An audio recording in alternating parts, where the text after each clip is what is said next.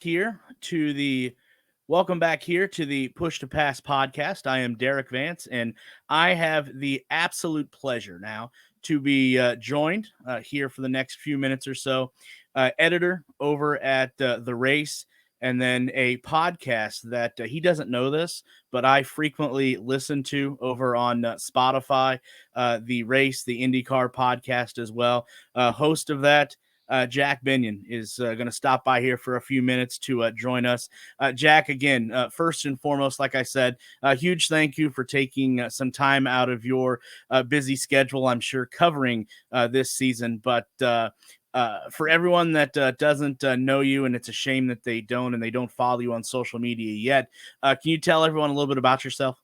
Sure. Well, the pleasure's all mine to start with. Thank you so much for having me on. It's always great to speak to like-minded people who love IndyCar. I'm a big fan of the championship, and yeah, it's really enjoyable to cover from a race-to-race basis. So really enjoying my time here in IndyCar. A little bit about myself. I'm obviously, as you can probably tell from my accent, from England and the UK.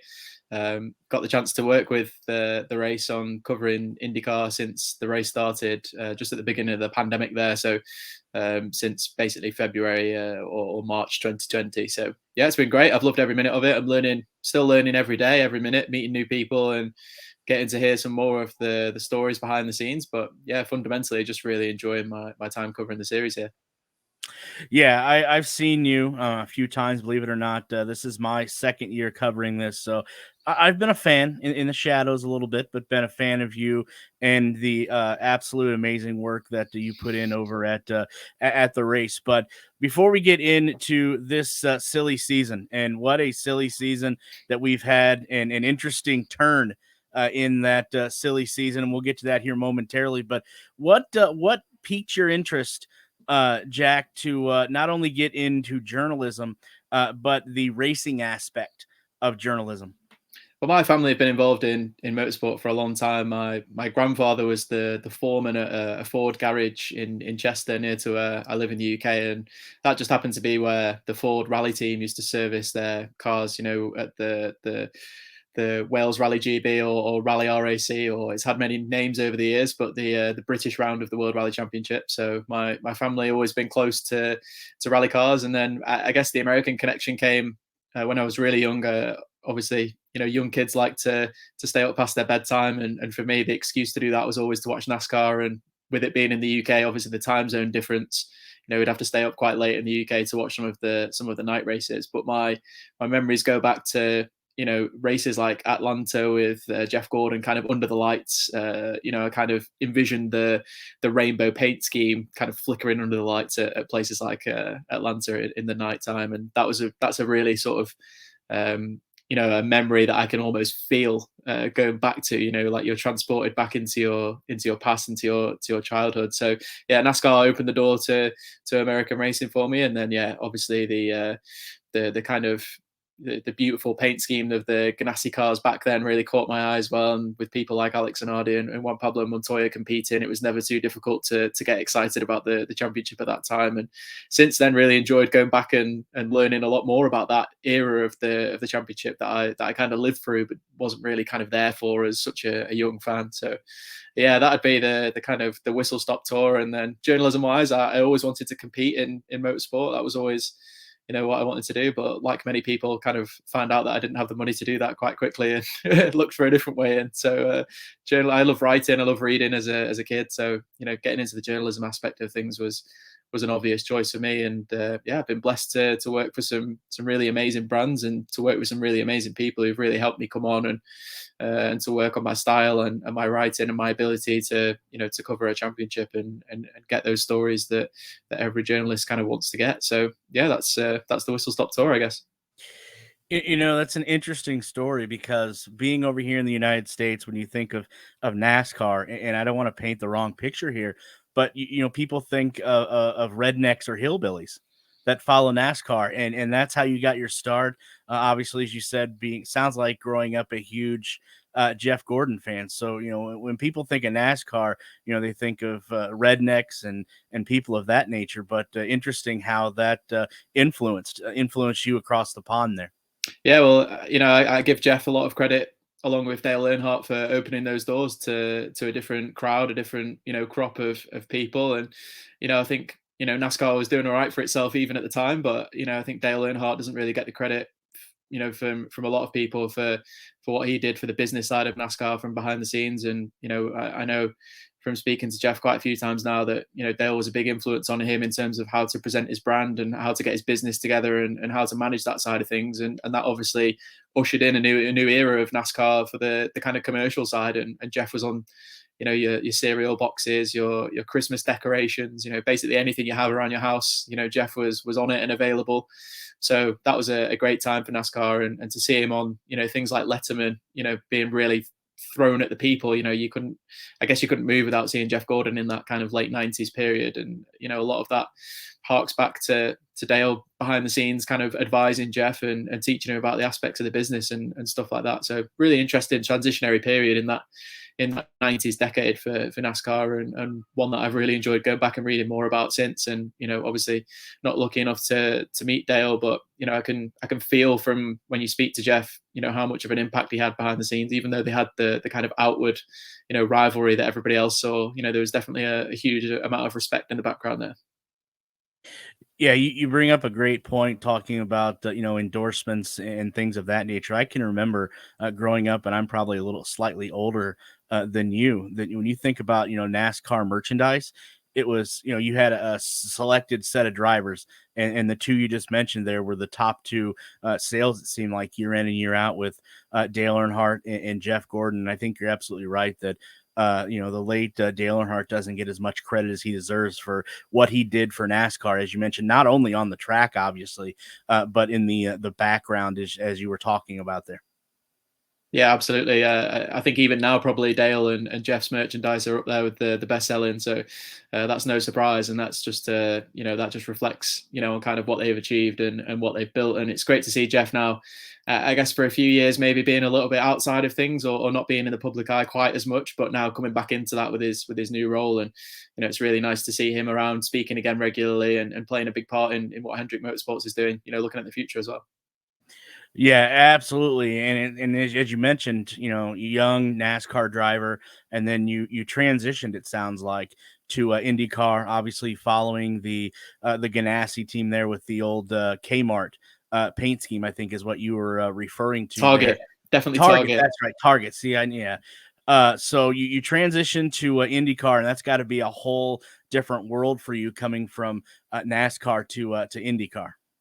Well, yeah, I guess for any person coming from Europe, you'll hear the drivers that have come from Europe and more like international championships talk about this a lot. But the atmosphere is different, and the way things are done in American motorsports paddocks are a lot different to how they are in Europe. And as much as there's a cadence to it for a driver, there's a cadence to it for a journalist as well. And coming to this, this is my I guess my third season now, but still learning, meeting people, figuring out how this paddock works and how to go about doing things. There's always an etiquette to journalism when you're dealing with the PR and different team personnel and stuff like that. So still, I'm still learning every day and absolutely loving that experience. It's really interesting to see how the paddocks work differently. And I guess there's, I don't like when people say that the American paddocks are more laid back, because I think that implies a level of, not unprofessionalism, but just a level of, people maybe not caring as much. And that's definitely not the case. And I really dislike it when people,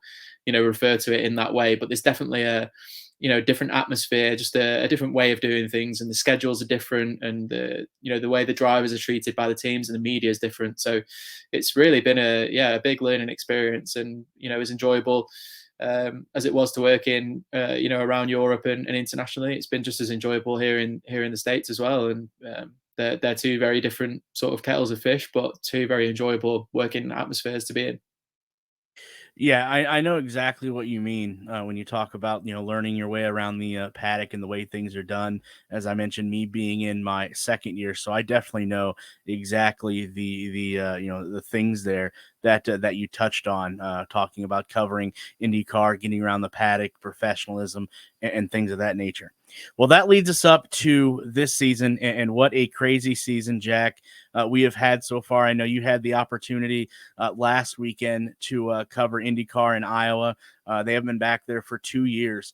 Before we talk about and recap both the doubleheader this weekend, I want to know, it seemed like the atmosphere and the excitement that Hy-Vee brought to the Iowa Speedway this weekend was immeasurable. Tell us a little bit about your experience there, what you've seen on the ground there, how the fans reacted to having IndyCar back in Iowa, and things of that nature. Well, first of all, it's just incredible to cover a short track oval race in IndyCar. The speed of the cars is absolutely spectacular, and such a, you look at the oval and you think, there's no way they can do like such a rapid time over such a short lap. It's just absolutely incredible, and especially Iowa, because it's got these, it's bumpy. There's different lines. It's not like some of the trouble that IndyCar has had at like Texas or Gateway in recent years, where the racing has not been maybe as side by side as they've probably wanted. And you come to Iowa, and Jimmy Johnson's running three different lines, and he's up almost hugging the wall at some times. And yeah, just a really cool experience, just fundamentally to start with, just to see cars go that quickly around such a short oval is absolutely spectacular. And yeah, as you mentioned, I think it was really well covered on the TV broadcast, so I won't recap too many of the obvious, but yeah, Hy-Vee obviously treating this as a branding PR exercise to increase the knowledge of their kind of Midwestern supermarket brand, and did a really great job of just doing.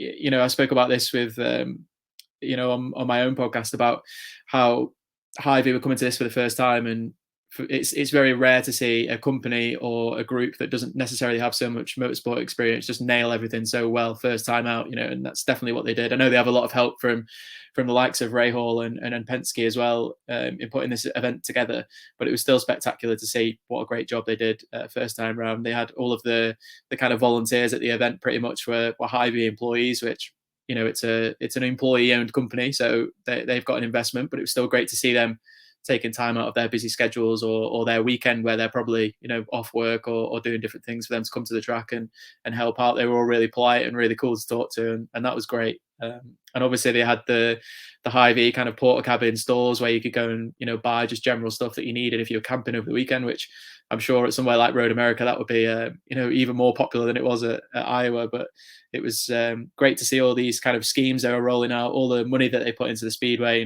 Heard some eye-watering numbers as to how much money they've actually pumped into the place. And yeah, it's it's a feeling you get when you walk through the gates there that something cool's happening there, and it feels like there's some momentum building there, and something really cool. So that was great to see. Yeah, you're absolutely right. And like I said, I didn't get the opportunity to go to Iowa, but just listening on the radio broadcast, the TV call, and then on social media, you're absolutely right. Hy-Vee put a lot of time and effort into this, and not only was I glad to see this go off without a hitch. The unfortunate accident that Newgarden had on Sunday, which we'll talk about. But I was glad to see that all of the IndyCar drivers that haven't been on this Iowa course absolutely loved it, and I was glad to see that this is going to be back. It sounds like for the next couple of years. Yeah, absolutely. I couldn't agree more. And I think when you go back to Toronto as well, just to bring that into the equation, we saw 13 drivers going there for the first time, having not competed there before, because it was also 2 years since we'd raced there due to the effects of the pandemic. And we had, I think, 5 rookies in the top 12 in qualifying in Toronto, which was absolutely spectacular. And again, in Iowa, so great to see so many of the rookies taken to this track so quickly. And I think that's a sign of how good this rookie crop is. I think we constantly talk year on year about how strong the IndyCar series is, and perhaps the kind of adverse effect that's maybe had on the likes of the rookie battle is that the rookies are generally so far down the championship order, just because the field is so stacked and it's such a high quality field. It's really unusual that a rookie's going to come in and be 10th in the championship halfway through the season. We're just probably not going to see that for a long time, just because of how strong the championship is and how detail oriented these teams are in extracting the maximum from these cars. So maybe Iowa and Toronto are a great chance for fans to look at that and see how well the rookies are doing. Maybe not so much, when you look down the championship and you see people who are 18th, 19th, and 20th. Maybe rather than looking at that, you can look at the impact they've had in places like Iowa and Toronto, where it's been so difficult for them to come for the first time. And I don't think anyone needs to be told how difficult places like Toronto and Iowa are from a challenge point of view for these drivers, and for the rookies to do so well first time out there. I think that's a really good way to look and evaluate them, maybe in a more kind of focused environment, as opposed to just looking at the points for the whole season. Yeah, you bring up the rookie crop this year, this season, and that's been a huge topic with it seems like every episode how great those rookies get week after week. Especially you have the Callum Ilots, who he's a one car team, and what he has done, the success that he has had with just that one car is immeasurable. David Malukas is another one. I know he has another car with Takuma Sato, but the success Malukas has had this year, and then you can't leave out Christian Lundgaard as well. So you're absolutely right. This rookie class is quite impressive, and the rumblings, and you've heard these, I'm sure there could be some rookies on the move next year to another car in their second year. Definitely going to be something I think to keep worth watching. But to recap Iowa, first we'll start with the race on Saturday, and a lot of teams had challenges at the Iowa Speedway, but there's one team in particular that just can come in here and just absolutely dominate, and that's Team Penske, as we've seen on Saturday with Joseph Newgarden and the dominance that he had. The only thing look like I could have stopped him on Saturday was the heat, but other than that, there wasn't anybody else on that track that I think could touch the number 2 car on Saturday. No, absolutely not. And I guess the proof of how far he and Pato O'Ward were ahead of the field was the kind of 20 seconds that they pulled in that final stint over the rest of the field, which, I saw some people kind of playing that down, that, that Joseph was lapping up to, say, like the top 10. People, playing that down because the track's so short. But for me, that was still just as impressive. Like, you've still got to lap all those cars. Like, it doesn't really matter to me the length of the track. I think it's still, super impressive what he was able to do. And I think it just shows, we know how much data these teams have these days, and how much they can, look at their teammates and see exactly what they're doing over the course of a weekend, how they're driving the car. And even with that, Will Power's had years of that now. And even Scotty McLaughlin, we've seen how quickly he can adapt, and how quickly he can, nail these tracks when he gets in a good groove.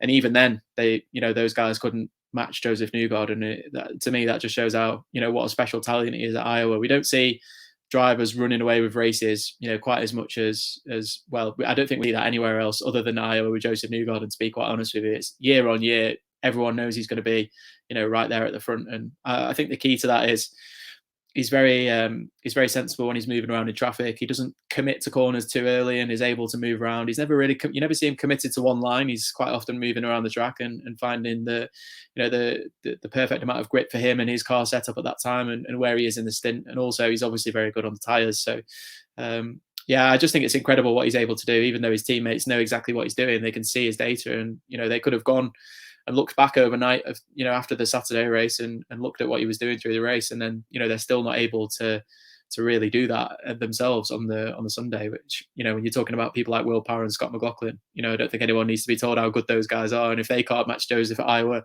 I don't know who can. It's an absolutely incredible performance, and props to Penske as well for putting that program together. And I think it was clear from the tests, the 20 car test that they had at Iowa not long before the actual race itself, that Penske were quite a level ahead. And I think the other teams had kind of maybe they wouldn't admit that they'd surrendered at that point, but I think they knew that Penske were going to be very difficult to beat.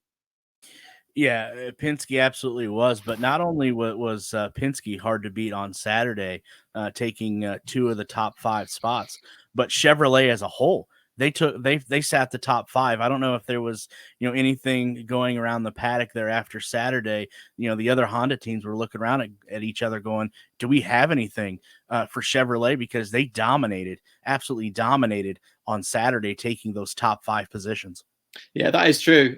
I think the lap itself is kind of like 50% on throttle. So when it's like that, I tend not to read too much into the manufacturer battle. I think it's obvious that Chevrolet have done a good job in Iowa, but I think as much as anything, Penske and Arrow McLaren SP have clearly done a great job with their car setup and how their cars are performing. So I think maybe they kind of slanted how that looked maybe a little bit on the Saturday. I think obviously Ganassi and Andretti, they're obviously the leading Honda teams, and they were both clearly struggling a little bit with car setup and stuff like that. So I think it's it's always interesting to look at the manufacturer engine battle, isn't it? But I'm not convinced that Chevrolet, like in some of the other races we've seen this season, I'm not entirely sure that Chevrolet turned up with, some sort of super package for this weekend. They've obviously done a great job, and props to them. But I think it might have been more the teams on that level. Yeah, I think you're absolutely right, Jack, especially with teams when it comes to Team Penske, as we mentioned. Now, moving to Sunday, what absolute heartbreak, I think, for Joseph Newgarden going into the race. I think all of us had an idea as to, from that previous race, who was going to be good, who wasn't. We knew what to look for going into Sunday. And Joseph Newgarden, again, had the dominant car. But just something late in the race, it sounds like may have broken in the motor. I don't know if you can elaborate a little bit more on that, but who's there to pick up the pieces? None other than, as you mentioned, Pato O'Ward, who puts himself right back in the championship hunt after picking up this win at Iowa on Sunday. Yeah, I think I saw Marshall Pruitt had done an interview with Tim Cindric, the president of Penske, and Tim had said that it was a right rear shock potentially that had broken, but they still weren't 100% clear on what had happened. So that was a big part of obviously the crash. And yeah, Pato, I mean, it's so difficult to look at the championship and see how many points Pato's lost through things that are out of his control, and there's a good chance he'd be, right up there with Marcus Ericsson in the championship if he hadn't have had those failures. So yeah, really kind of disappointing to see where the championship's at with Pato kind of, much further behind than he probably should be based on his pace and his own, individual, performance over the first half of the season. So that's a big disappointment, but it does set up the story that he's going to be, coming back over the second half of the season and trying to work his way back into contention properly. And he obviously had an amazing Iowa weekend. And, I think it's really important to point out that he incorrectly has this reputation of being a really aggressive driver who's hard on his equipment and stuff like that. Whereas I think last year a lot of that was just how the car needed to be driven to go fast. The setups that our McLaren SP had there. And if you look at Iowa, the things you need to be, quick at Iowa, you need to be very patient in traffic. You need to be able to move around the racetrack and, be able to, not commit to a corner and kind of hand the corner over to the person that you're passing. You need to have some flexibility there to be able to move around. And also you need to be able to look after the tyres long into a stint.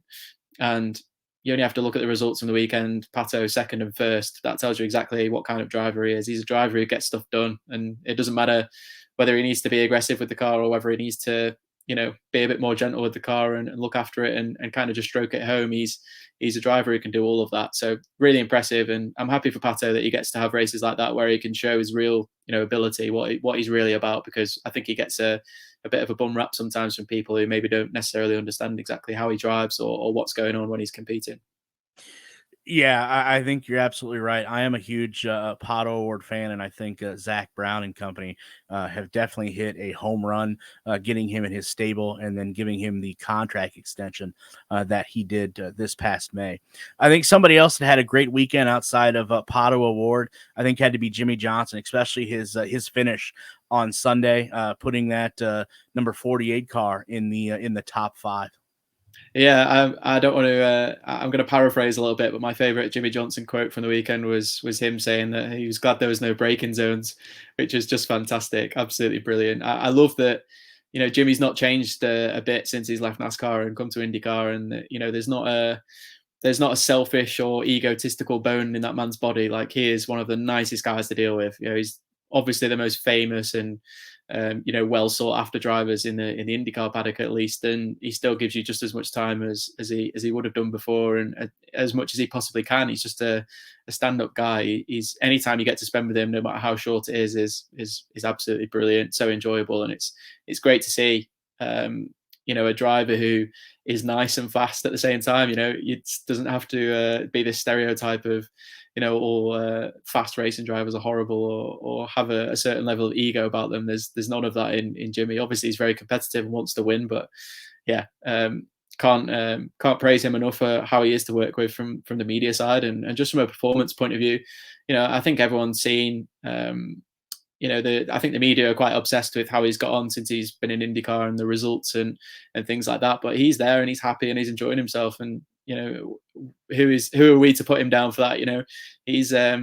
he said a few times. He told me just before Toronto that he feels like he's doing his learning in in an elite series, and that's how you've got to look at it. Like, he's done no proper single seater stuff before, and it's very, very difficult to come into a championship at the level of IndyCar and excel. And on the ovals, he's used some of his experience that he's had from NASCAR, some of his smarts from oval racing, and it's really served him well. And I think it's taken him a little bit of time still to learn about how the IndyCar handles specifically on an oval. It's not as simple as, oh, Jimmy Johnson's done ovals in NASCAR, that means he's going to be a rapid IndyCar racer straight away. He's still learning about the car and how it performs. But we saw in Iowa, he's not scared to move around. He's still got amazing car control. We saw that in qualifying at the Indy 500 as well.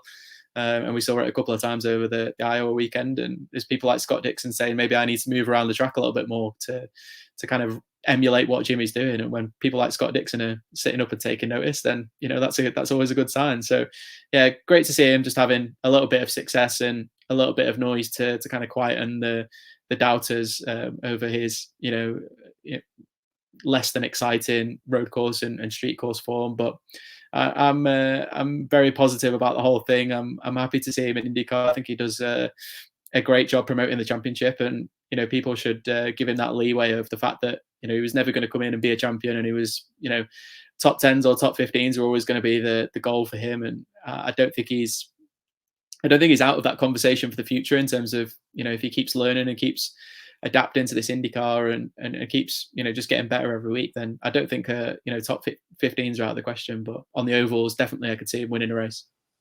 Yeah, I think you're absolutely right. He is obviously, learning on the fly, the learning curve. And I asked him that on Sunday, what his maturation has been from NASCAR to IndyCar. And yeah, you're absolutely right. Top 10s, top 15s, that's all you can ask for. And I think you're absolutely right. By the end of this, whenever he wants to call it a career in IndyCar, he's going to get at least one. And I think he's on the doorstep of doing that for sure. After the race on Sunday, there was a little bit of concern in the Team Penske camp, specifically Joseph Newgarden. Sounds like a concussion-like symptoms. Went to the hospital there in Iowa. Anything source-wise you can give us? I know he was released from the hospital, but I don't think it's been officially announced yet if he's going to be driving this Sunday. I know Santino Ferrucci is on standby just in case. Any more you can give update wise with that? There's not a lot to update, just because Joseph will be reevaluated on Thursday morning. So it'll be Thursday morning by the time any of the IndyCar personnel have got to him and potentially cleared him or not cleared him. So that was always the plan anyway, regardless of after the crash on Sunday. It was always the plan that IndyCar would reevaluate him on Thursday anyway, and then obviously fell in the paddock and had to go back to the infield care centre, and that's when he was taken by helicopter to the nearby hospital. I know there was a lot of people worried about him being taken by a helicopter, but that was purely just because of concert traffic and how far away the hospital was from the track. So just a sensible move there to get into the hospital quickly. And yeah, obviously, as you mentioned, he was released, and very difficult one. I mean, I don't want to speculate about his condition or what happened. I think for context, the only thing I'd say is obviously that Iowa weekend is one of the most demanding on the schedule. There was multiple drivers having IV drips after the Saturday race to get hydrated again, ready for the Sunday race, and it was so hot. It was really, really hot, especially in the cars. Obviously, the drivers in overalls, and with the aero screen, there's not a lot of air circulating inside the car at all. And the other thing I would mention is that Joseph just feels like he's under a lot of pressure right now to deliver results for that team, because they've clearly hit incredible peaks, winning 4 races this season. Pretty much any other year over the past 5, 4 wins would have won in the championship, but because he's been so inconsistent outside of those 4 race wins, he was just about to take the lead of the championship had he stayed ahead and won that Iowa race. And we know how much pressure he puts on himself to carry that team forward, and he's searching for that 3rd championship that he probably should have won before, and as for whatever reason has not. There's been some complicated seasons where arguably he's been the best driver in the series, or at least performing to that level and not won the championship. So yeah, I think there's a level of pressure that he puts on himself, and you saw that I think in his post-race press conference when he was released from the infield care centre, talking about how this never happens at Penske, and how they can't afford for it to happen. So definitely a high pressure situation in the heat of Iowa with dehydration and all that sort of stuff going on. So a really complicated weekend for all the drivers, not just Joseph. So we'll keep a close eye on what goes on now. There'll be some tests. The drivers do some tests in the off season that give the IndyCar medical team a baseline, so they'll be able to retest him on Thursday and test his results against what he's given before. And they might I don't know if they're going to get him in the sim, but that's normally a test that they'll do as well. They'll try and get if there's time, they'll try and get the driver and their engineer in a sim and kind of evaluate how they're working together. And the engineer can give feedback as to if the driver's kind of performing normally and giving good feedback and stuff like that. That might be something they look to do on Thursday morning as well. I'm not sure if that's going to be part of the kind of assessment process, but yeah, we'll wait with bated breath and hope that Joseph is first and foremost healthy and fit and willing and able to race at the weekend, because he's part of this really interesting championship battle. And anyone who wins 4 races deserves to be in the chance to win the championship at the end of the season. So we hope that he'll be back racing. But if he isn't, Santino Ferrucci's on standby. Penske have loaned his seat from Dry and Rhine Bowl Racing, and I believe Santino was able to get in the simulator on Monday as well, because he was already heading to North Carolina anyway. So he was able to get in the Chevy sim there, I believe. So he'll be as prepared as possible. But as we know with Santino, he doesn't need much preparation. He's usually pretty good at jumping in these things and just nailing it straight away. Yeah, you're absolutely right. I believe he has done that, I think, twice this year, come in basically off the bench as a pinch hitter, as they say in baseball, and has turned in 2 quality races, if memory serves me correctly. And Joseph, hopefully, we wish you a quick recovery, because obviously you are in a dogfight, as Jack pointed out there, for the points, as we dwindle down to just a handful of races left. Speaking of races left this weekend, you, along with me, and I think a whole bunch of other people, are going to be back at IMS. It's been a few months since we were there to cover the Grand Prix that's taking place on Saturday, IndyCar NASCAR event. I thought it'd be all quiet on the Western Front, Jack, but this morning we get up and see there is a civil court filing here in Marion County in Indianapolis to do with 2 certain individuals, Chip Ganassi Racing and Alex Palou Racing. Anything, first indication when you caught wind of that, and anything that you can add to it? Not a whole lot of surprise, to be honest. It felt like from the beginning of this whole thing that there was going to be some sort of legal proceeding somewhere along the line. So I guess that bit was kind of expected. I guess because a lot of the court files are protected, we don't know a whole lot about what exactly the court case is, even, which is a really interesting aspect of this. It's a bit annoying from a journalist's point of view, because that's kind of that's the story, right? What is Ganassi suing Alex Palou and his racing entity over? So those court files have been protected, so we don't know about those. We do know about some of the court files that have been released. A couple of Alex Palou's tweets and the McLaren press release announcing that Alex would drive for McLaren next year. So that's part of it. We know Ganassi want this sorted, potentially by the end of August. That's what they've asked for. And we know that Alex gets between 20 and 23 days to reply to this, this whole situation. So we know that's kind of what we know. We don't know a lot. We just know that this is happening. And I think from bringing it back to an IndyCar standpoint, there's not many times in history where an IndyCar driver is driving for a team that is, currently in legal proceedings against them. So not to mention a driver who's trying to win them a championship, a second championship, trying to defend a championship. So absolutely baffling situation to try and get your head around, really, and try to understand. And to be honest, even if we had those court documents, we wouldn't be able to talk about them anyway. And they're kind of behind closed doors at the minute. So we'll watch that one with bated breath. It'll probably be the end of the proceedings where everything comes out, where we'll find out, exactly what's happened. But obviously has massive implications. It's my opinion that, I feel like Ganassi, are looking elsewhere for next season as much as, anything that I've read elsewhere. from sources in the paddock and just my own kind of investigative work in the paddock, it doesn't feel like Ganassi want to move on with Alex Palou next year. But again, that's just from paddock sources, and these things can change so quickly, as we've already seen with this story. 1 minute Alex was signing a contract extension with Ganassi and happy about it, and a couple of hours later he was joining McLaren and rejecting the fact that quote came from him, and that that he hadn't extended his contract. So things are going to move extremely quickly in this one. All we can do is kind of watch it unfold and kind of try and work out what's going to happen with the 10 car and also at McLaren, because this has massive implications for whether Alex will drive for McLaren next year, obviously, as well. So, and in turn, Felix Rosenqvist, who's also kind of sat on the sidelines at the moment, wondering where he's going to drive as well. So that's another reason why, I think both teams need to move quickly when it comes to the silly season and getting those, 2 cars filled. So they're both, motivated to get this sorted quickly. So whether they can do that or not as a process of the court proceedings, we'll wait and see. I just have this funny feeling, Jack, that this isn't going to turn out well for Alex Palou, and I have no inside information at this time, but I just have this feeling that he's going to end up, unfortunately, on the wrong side of the legal end of this, and he's going to have to sit out 2023. I just have this funny feeling that Chip's going to pay him just to sit in 2023. I think it's a huge loss all around, but that's the way I guess contracts are.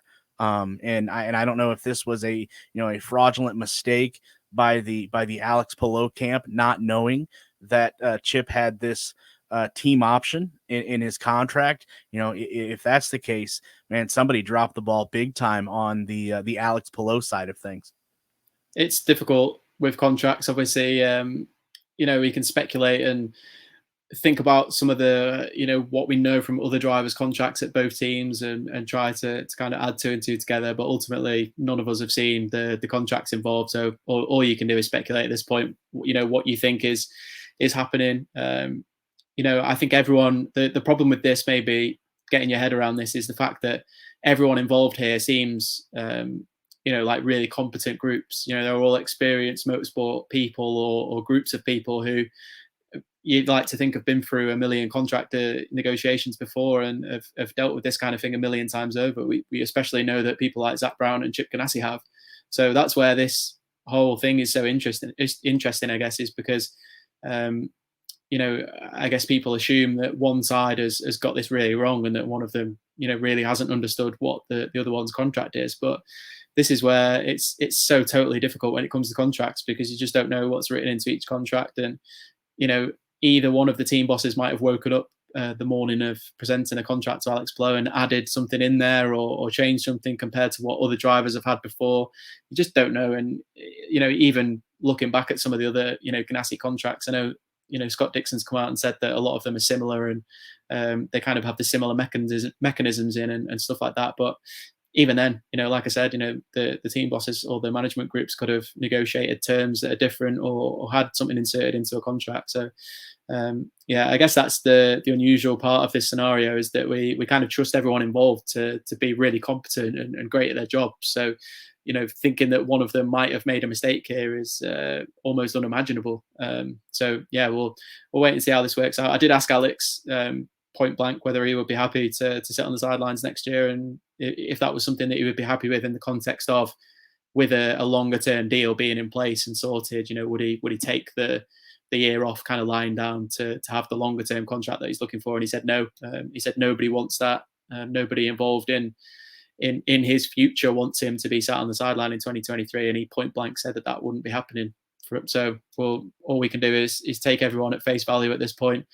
And like I said, wait and see to see what comes out of this. I know that's a fairly boring way to look at it in one sense. It's much more exciting to speculate about all the kind of juicy details of this. But when it comes down to the fundamentals, because it's a contract and it's behind closed doors and no one has seen the contract, even McLaren won't have seen Alex Palou's Ganassi contract, because that's not, that's a private contract held between team and driver that isn't, that other teams aren't allowed to see. So even that won't have happened. So you're down a rabbit hole here of things that could be happening. Yeah, I think that's that's ultimately that's the only approach that we in the the journalistic side of us can take, obviously, and this is definitely going to be worth watching to see how this plays out. But getting back to the race this weekend, the Gallagher Grand Prix, give us a little bit of preview. What for people that are going out to the race or they're going to watch it on TV or listen to it on the radio? What should they be looking for, Jack? Well, the absolute great thing about the second Indianapolis road course race of the season is you can pretty much throw everything you've learned from the first race of the season out of the window because, amazingly, even though it's the same track, every time we go here for a second time later in the season, things are totally different. So if you're a fan and you're wondering whether to go and you're thinking we've already had a race at the Indianapolis Motor Speedway earlier this season on the road course, throw that out the window and go because I guarantee it'll be different. That's one thing that's for sure. Obviously, it's a great weekend in the sense that it's sharing with NASCAR. So if you're a fan of all motorsports and you're a NASCAR fan, you want to see well, I guess see the new NASCAR in action and see some proper NASCAR road course racing action, then the Indianapolis Motor Speedway is the place to be this weekend. I think from an IndyCar point of view, it's really all bets off, to be honest. And obviously the last race we had there as well, not just the fact that the second race of the season is always different. The first race this season was wet, so we basically have nothing to go off in the sense of pace. So it's going to be great to see. We know the people like Will Power, Roman Grosjean, Rinus VeeKay always come to the fore for some outside bets for the second two there. Will's obviously fighting for the championship and extremely motivated at the moment. And Marcus Ericsson had an absolutely fantastic race in the wet here earlier in the season, and obviously he's leading the championship. So yeah, it's going to be a fantastic weekend, and I don't mean to be a cop out about it, but genuinely the kind of the form book kind of goes out the window for the second race, and things are always different year on year, even not to mention kind of the race earlier in the year as well. So I'm really looking forward to it. I'm really looking forward to seeing how the teams approach this weekend.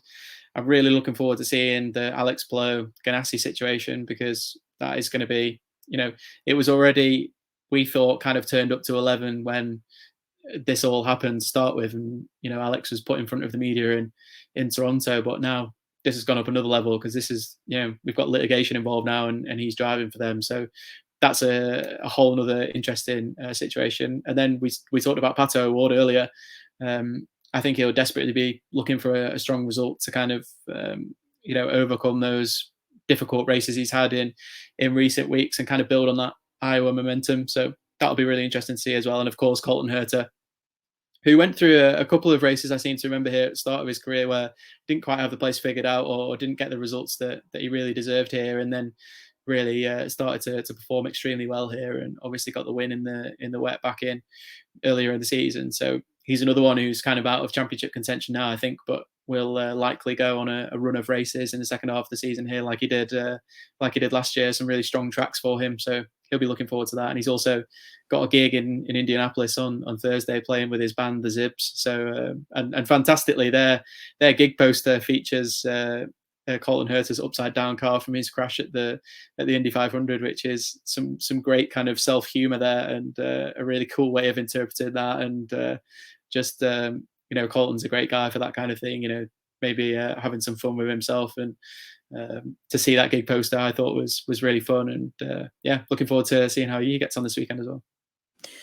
Yeah, you absolutely hit on all of the storylines that I was looking at. From is Santino Ferrucci going to have to jump in the number 2 car and come off the bench cold again this weekend? And then if everybody's fantasy would play out, what kind of awkward handshake would it be, or celebration, if Alex Palou was to find himself in victory lane? I think a lot of people are asking themselves that as well. And then, not dominance, but Colton Herta winning the race in the spring, in the month of May. And as you said, it was, kind of depending on where you were sitting at on the track, because half the track was dry, half the track was wet. So yeah, I think you're absolutely right. Throw everything out the window that you learned back in May, because it looks like the weather on Saturday could be picturesque, about the 80 degrees and sunny. So everything you learned in May, like you said, I would definitely throw out the window and it's going to definitely be a interesting race for sure with all of the storylines going into it. And I can't imagine what the media bullpen tomorrow. Alex Pillow, I hope you're prepared tomorrow because you are going to get a bulk, if not all, of the media for sure. Jack, for people that we're going to wrap this up here. I don't want to hold you too long. For people that want to follow you, I know you do an amazing podcast as well with J.R. Hildebrand. For people that don't listen to that, again, shame on them. But where can they find that at, and then where can they follow your work on social media? Yeah, so I'm on social media at Jack Benyon, Benyon, so you can catch me there. And yeah, our podcast is available on all kind of like major podcasting platforms. And the good news is that sometimes I can just ask a really short question and just let JR Hildebrand off his leash and let him talk, because we all know he loves to talk. And man, has he got some insight when it comes to IndyCar. I mean, he is the absolute perfect person to host a podcast with. And, we have some fun. We take the mick out of each other a little bit. But when it comes to, getting into the storylines of IndyCar, I think JR helps me do a pretty good job of that. And JR himself is just so well connected, not just in IndyCar, but all the way around motorsport. And, for anyone who knows him or follows him, he's got a lot of what I would call fever, which is like a bit of a term. I guess you would describe that as someone who's interested in lots of different types of motorsport, interested in motorsport history, interested in cool cars and just cool things, basically. So JR is definitely one of those guys. And yeah, it's honestly to record a podcast with him every week is awesome, because I still go back to think about watching him in the Panther racing car when I was a bit younger, and remembering just how well he handled everything that happened in 500 there. And I don't think there's another. Yeah, there you go. Yeah, that's the one.